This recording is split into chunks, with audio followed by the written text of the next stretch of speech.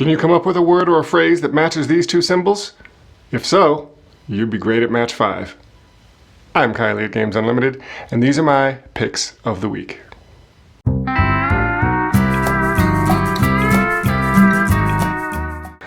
Got a couple of great communication games to the table this week, starting off with Match 5. This is a game about taking two disparate concepts, mashing them together, and hoping other players at the table come up with the same concept. So you've got these dice. There's actually 2 sets of these 5-colored dice in the game, and each die has a symbol on it. Think something like Rory's Story Cubes. But there are also these boards that tell you exactly what those symbols are supposed to be. So actually each symbol could be a couple different things. You know, the boat could represent water, ocean, it could also represent travel, something like that. It'll tell you on the card. You roll out the dice, put all the dice on their card.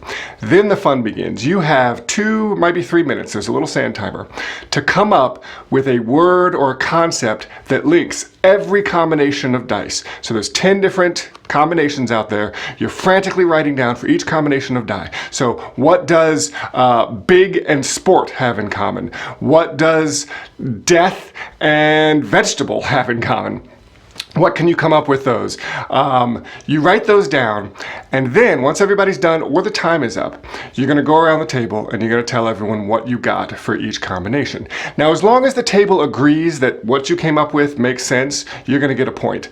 But if you matched what somebody else said, you're both going to get 2 points. So unlike something like categories or just one where you're trying not to match people, in this one you are trying to match people. But it's quite frantic. Within that time frame, it can be hard to get all 10 combinations written down. That's match 5. I think this is going to be a great word concept-like party game going forward. Definitely check this one out. Another one that we finally got in is last year's Spiel des Jahres winner, Pictures. So this one, I really recommend this one to people who like something like Mysterium, that sort of crowd. It's a 3 to 5 player game. And you're gonna have a grid of 16 pictures out there. There's hundreds of pictures in the box. Each of these cards is actually double-sided. So you put the grid out there, you've got your Cartesian coordinates, and everyone's gonna draw a tile from the bag that will tell them which picture is there. So like maybe I have A3, that's the picture that I'm trying to get the other players to guess. Now, each person has a different set of objects that they're going to use to denote what their picture is. So there's a set of 4 stones and 4 sticks. There are these blocks you can stack on top of each other, a couple of shoelaces. My personal favorite down here, this is a 9x9 grid. You're going to use 9 colored blocks and make a 3x3 grid. You're going to make a 3x3 grid with these colored blocks to try to denote what your picture is. And then there's one that's just high concepts. You've got some cards with images on them.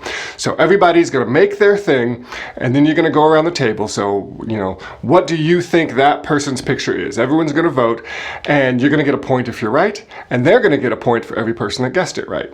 You're going to do that for every player. Then you're going to rotate the objects clockwise. So if you had the sticks and stones last round, now you're probably going to end up with the cards. And if you have the cards, you'll end up with the shoelaces. So everyone's going to get a chance to try their hand at making images, trying to get people to guess their image with all 5 objects. This is just a ton of fun. This is one of those games that's so simple. You play it and you're thinking, wow, I could have come up with that. But it's been a big hit at my house. It's great with all ages. We've got it finally in stock. That is the Spiel des Jahres winning game, Pictures.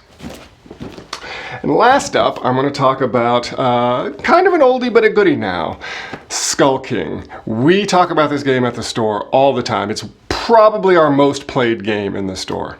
Now this is a trick-taking game, and if you're familiar with Skull King, you might look at this and go, wait, that image looks a little bit different than it used to. This is a new version of it. So Skull King is a trick-taking game. That's, the style of game generally played with a traditional deck of cards like hearts, spades, euchre, whist, bridge, things like that, where someone's going to play a card, everyone has to follow suit, and you're ultimately either trying to take tricks or trying not to take tricks. The rules vary.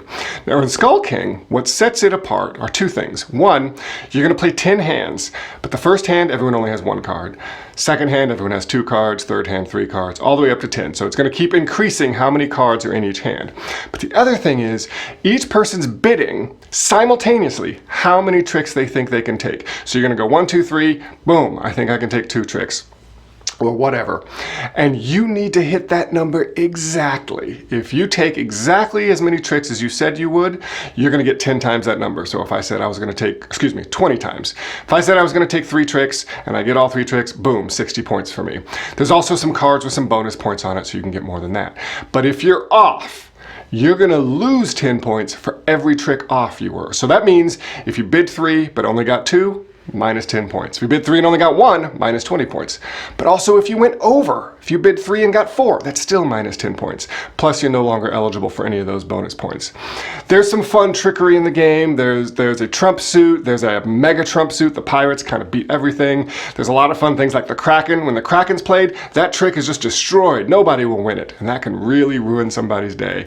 We have a ton of fun of this. This new version of Skull King actually goes up to 8 players, so this will fit just about any player count you've got. If you're at all a fan of trick-taking games, if you've played last year's Spiel winner, The Crew, which is a great cooperative trick-taking game, this is going to be along those lines, but a lot more frenetic and just an all-around good time. Check out Skull King. The new version has a whale, and what was the other thing the new version adds? No, I think it just adds the whale, which is another just fun monkey wrench in the whole plan.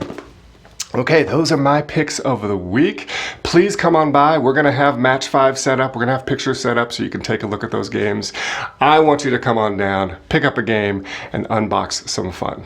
I'm Kylie at Games Unlimited.